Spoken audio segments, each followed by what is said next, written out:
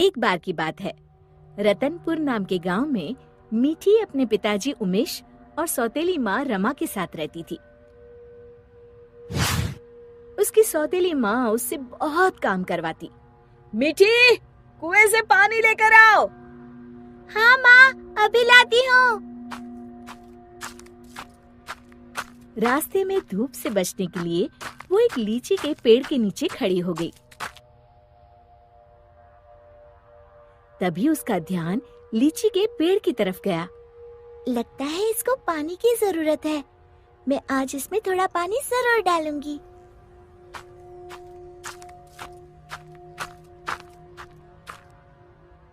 लौटते समय मीठी अपने घड़े से थोड़ा पानी लीची के पेड़ में डाल देती है। अब ये उसका रोज का नियम हो गया। जाते समय थोड़ी देर रुकती और आते समय थोड़ा पानी उसमें डाल देती। उसी पेड़ में एक चुड़ैल रहती थी। इतना ठंडा और मीठा पानी बड़े दिनों के बाद मिला है। एक दिन चुड़ैल ने सोचा, क्यों ना इस लड़की को दोस्त बनाया जाए।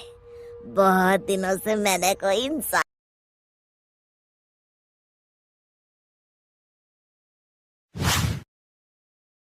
मालपुर गांव में रामचंद्र नाम का एक व्यापारी रहता था।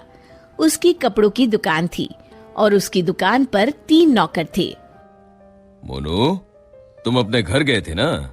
तुम्हारी बहन की शादी कैसी रही? बहुत अच्छे से हो गए मालिक। अगर आपने पैसों की मदद नहीं की होती तो पता नहीं क्या होता। ये तो सब ऊपर वाला करता है, मैं तो सिर्फ जरिया हूँ।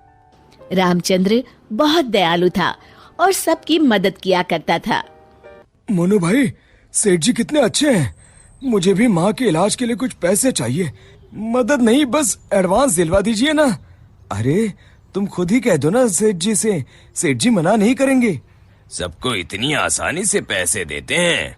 जरूर इस सेठ के पास बहुत ज्यादा पैसा है।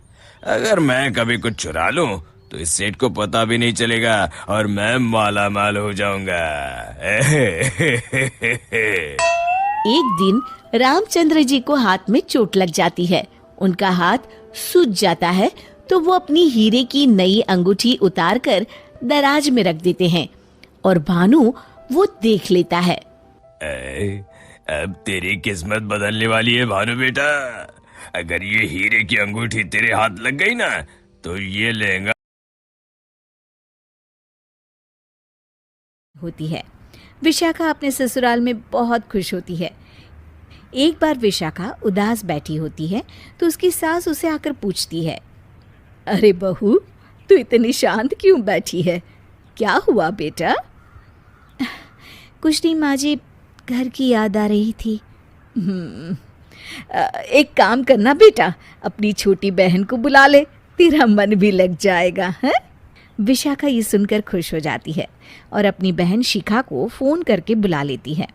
शिखा विशाखा के ससुराल आ जाती है। टी, कैसी हो आप? अरे आ गई तू, मैं तो एकदम ठीक हो गई। शिखा पूरे परिवार से मिलती है। नमस्ते जीजू, कैसे हो आप? अरे बढ़िया बढ़िया, तुम बताओ। अरे कुछ नहीं जीजू। अरे आपकी शर्ट पर कॉकरोच है? कहाँ है? सॉरी जीजा जी। शिखा, आते ही तूने शैतानी शुरू कर दी। चल कमरे में। अगले दिन विशाखा रसोई में खाना बना रही होती है और तभी वहां शिखा आकर उसे पीछे से डरा देती है। वो! विशाखा डर जाती है और शिखा हंस पड़ती है।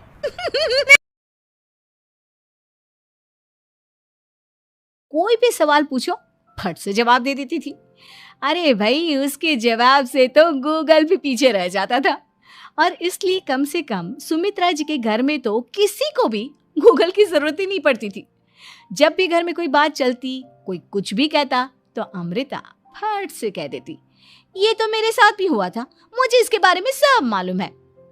एक दिन सुमित्रा जी अमित और अपनी बहू अमृता के साथ अमित के बुआ जी, फूफा जी यानी कि मुकेश और उर्मिला जी के यहाँ पर मिलने के लिए गए।